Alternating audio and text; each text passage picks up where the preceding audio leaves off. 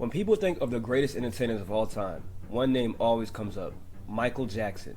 But in this generation, there's another artist whose impact, versatility, and cultural reach mirrors MJ's legacy: Drake. Both revolutionized their genres, broke records that seemed untouchable, and became household names around the world. Michael turned pop into something global, something larger than music. Drake did the same for hip hop, pushing it into the center of pop culture and making it the new mainstream sound. But beyond the success, beyond the charts and awards, the similarities between these two artists run deep. Their stories follow eerily similar paths, from breaking barriers to battling the same industry that helped build them.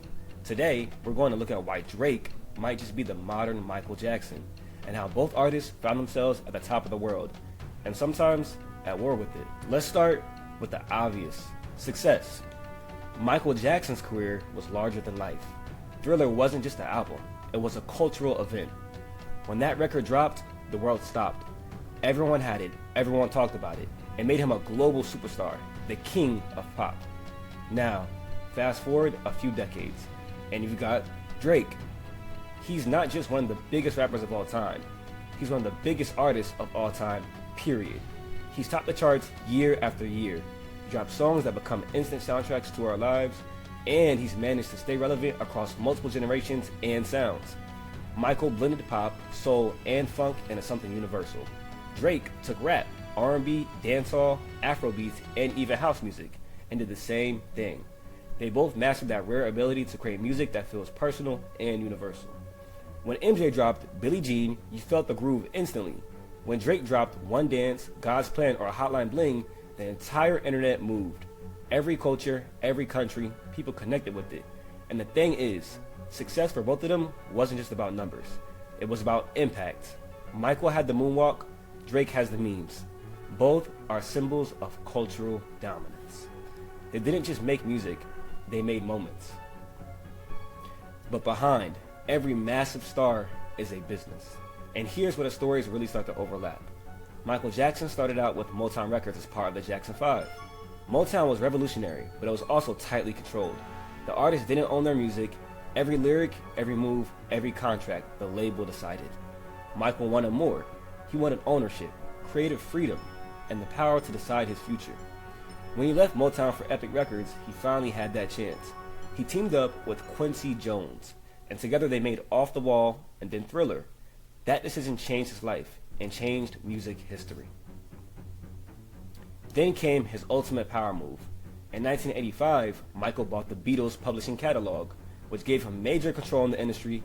He literally owned the music of legends, and that made him one of the most powerful artists in the business, maybe too powerful. Now, look at Drake's story.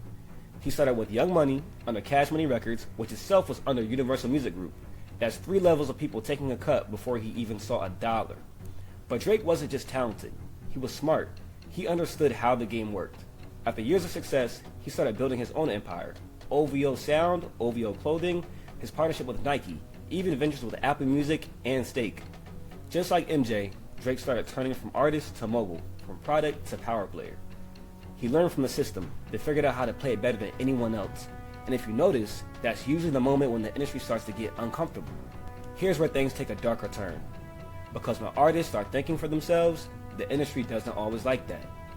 After MJ gained ownership of his masters and that Beatles catalog, the tone of his public image changed. Suddenly, he wasn't the golden boy anymore. The media started calling him weird, dangerous, unpredictable.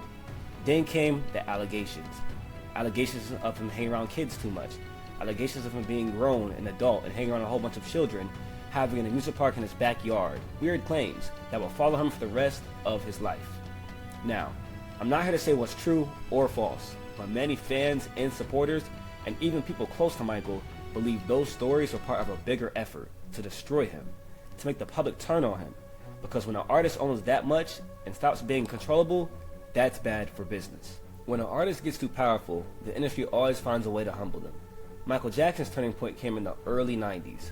By that time, he owned the Beatles catalog, a huge stake in Sony/ATV Publishing, and was preparing to buy even more. That made him one of the wealthiest, most powerful artists alive. But not long after came the first wave of accusations.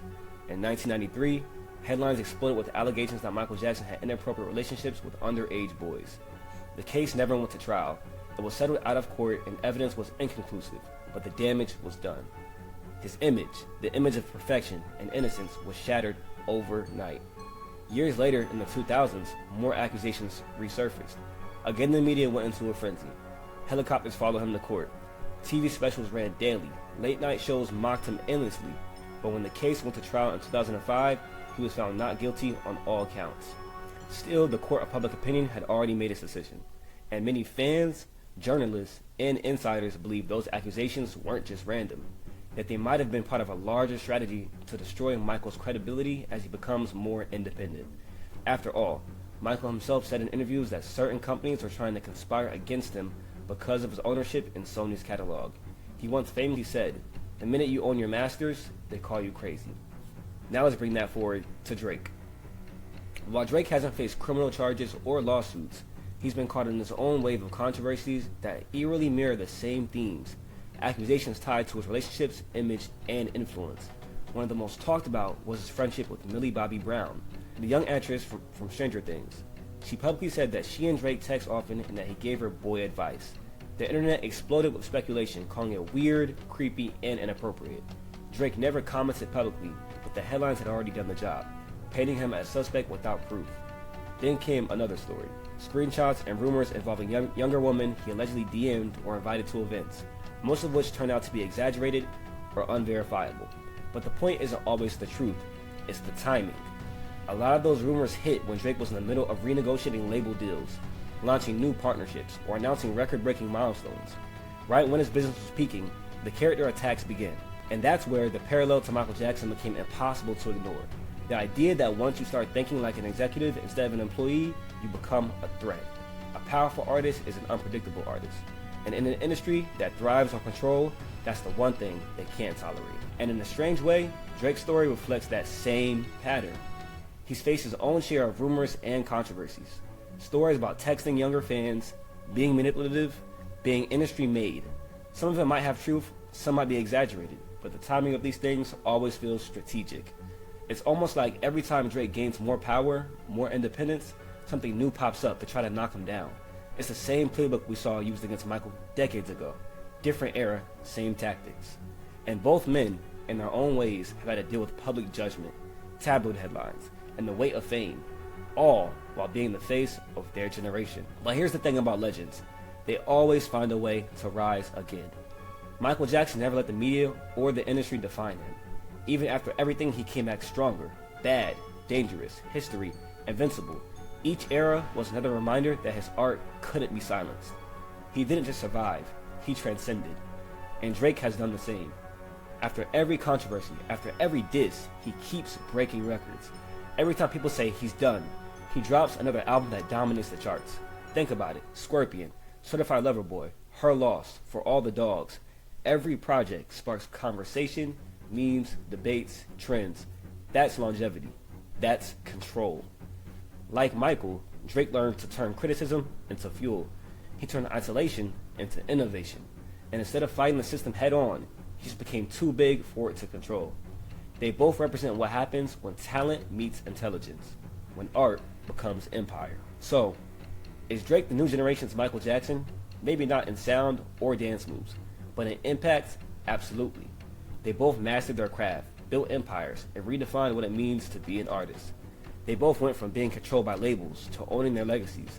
They both faced public scrutiny, accusations, and betrayal, yet still came out on top.